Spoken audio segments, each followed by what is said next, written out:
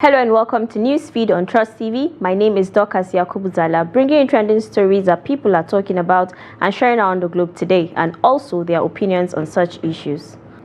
Federal government releases 570 billion naira grant to state governments. IPOB asks for referendum, says Igbo ready to exit Nigeria. Northern governors will begin talks on birth rate, says Mutfwang. Bangladesh Prime Minister Sheikh Hasina resigns as protesters storm palace. Now, following widespread clamor against hunger and hardship in the country, the federal government said it has released 570 billion naira to the 36 states to expand livelihood support for their citizens. President Bola Tinubu, while addressing the country on Sunday, also disclosed that 9.1 trillion naira was accumulated as total fiscal revenue to the federal government's coffers during the first half of 2024, marking a significant increase from what was earned by the previous administration. The president explained that Nigeria's debt burden had been reduced, with revenue on debt service declining from 97% in 2023 to 68% in 2024. He said the country has cleared legitimate outstanding foreign exchange obligations of about $5 billion without any adverse impact on programs. Now, responding to that, someone said, "Please, sir, stop releasing money. Bring back the fuel subsidy." Another said, "Stop wasting money. Just use this money to get the economy working." Another wrote, "People should be protesting to their state governors because no one is seeing what they are doing with the allocation federal government is giving them monthly." Now, next on what's trending, the Comptroller General of Customs, Bashir Adeniyi, has expressed hope that the suspension of duties and taxes on imported food items over some time would help reduce food prices. Adeniyi stated that his service is dedicated to implementing the policy as outlined by the government. He spoke at the Security Heads meeting in Abuja on Tuesday. Adeniyi said the protest was premised on a number of things, one of them being to end hunger. "We discovered that a significant amount of food consumed in Nigeria is imported. Importation takes some time. So one of the things the president has done to cushion the effects of the cost of importation is to suspend custom duties and taxes on imported food items for a period of time," he added. Now, someone said, "Since there is deficit in farm produce due to insecurity, wouldn't it be wise to open the borders and allow things come in, at least for the time being? At least this would reduce the shortage and crash prices." Another said, "What about distribution cost? This seems to have tripled, if not more, and that has eroded the net gain on the tax waived on food items. This country needs to seek for permanent solution. Fix our roads. Let's have stable electricity supply with reasonable costs, and all tiers of government should be directly involved in farming and real estate. Nigerians are not asking for so much." Another opined, "Not only food, do it on everything coming into the country." Now, the House of Representatives has dissolved the current ad hoc joint downstream and midstream committee investigating the importation of adulterated petroleum products, non-availability of crude oil for domestic refineries, and other critical energy security issues. A statement by the House spokesman, Representative Akin Rotimi, said the decision was taken at the committee's inauguration Monday. During the meeting, the Deputy Speaker, Benjamin Kalu, speaking on behalf of the Speaker, Tajuddin Abbas, expressed concern over the resurgence of fuel queues at petrol stations, the increasing cost of premium motor spirit, and the unavailability of crude oil feedstock for domestic refineries. Now, someone said, "No need to investigate what everyone already knows. Don't waste money over notorious facts known. Malta is the answer. Agip oil is the investment answer. Hanzi oil, the result will lead to Asurok." Another person said, "Nigeria will be great." Another wrote, "Bring fuel prices down to 100 or 150. Everything will start going well in Nigeria." Now, the leadership of the indigenous people of Biafra has lashed out the facilitators and purveyors of the Igbo Must Go campaign in the southwest part of the country, saying it was high time they convoked a referendum for the Igbo to exit.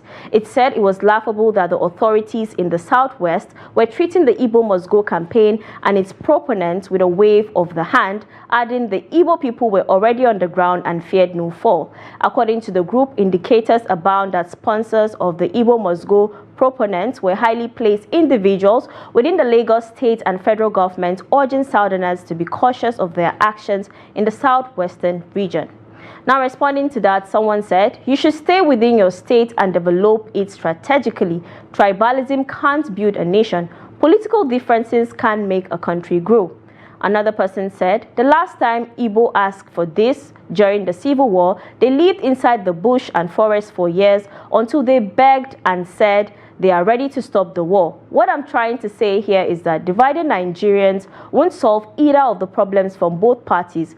Everybody now brothers and sisters. Now pride just they affect us. And let's take a short break, and when we return, you'll get to know how family members died after consuming contaminated cassava flour. Stay tuned. Welcome back, it's Newsfeed. Now, Plateau State Governor Caleb Mutfwang says the 19 northern governors in Nigeria will kickstart conversations on the explosive birth rate in the region.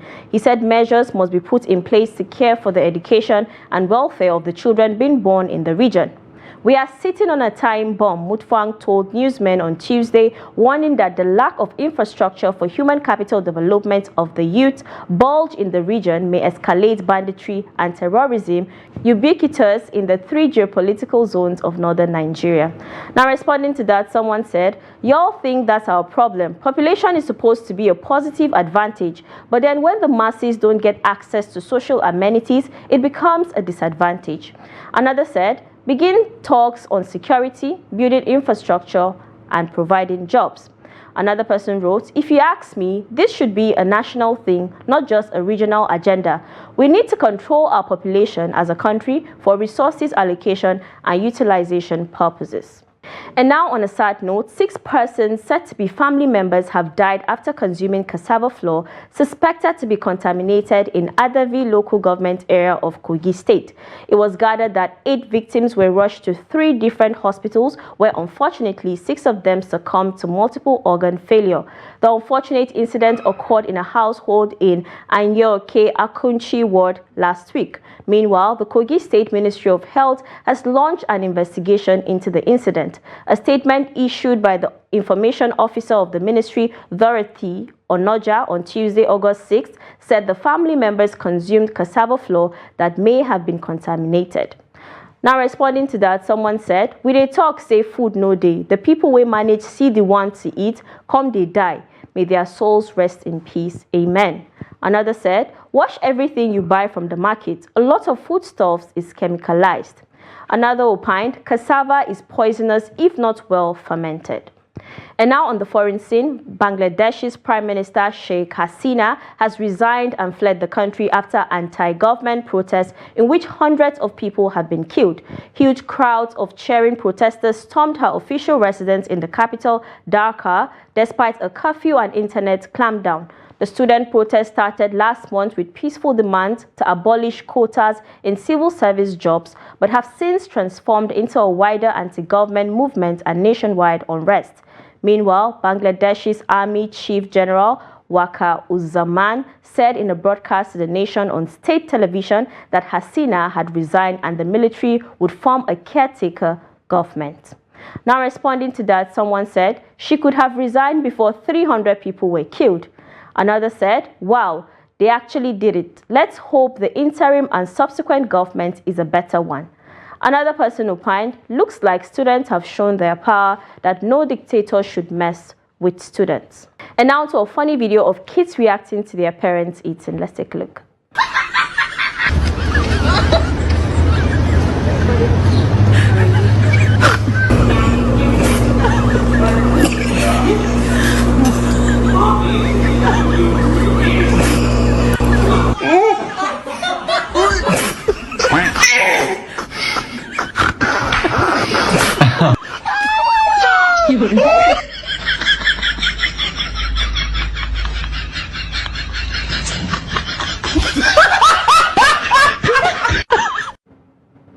And that's it. You're up to date with trending stories across the world. Follow us and subscribe to all our social media platforms: Facebook, YouTube, Instagram, and X. Until next time, goodbye.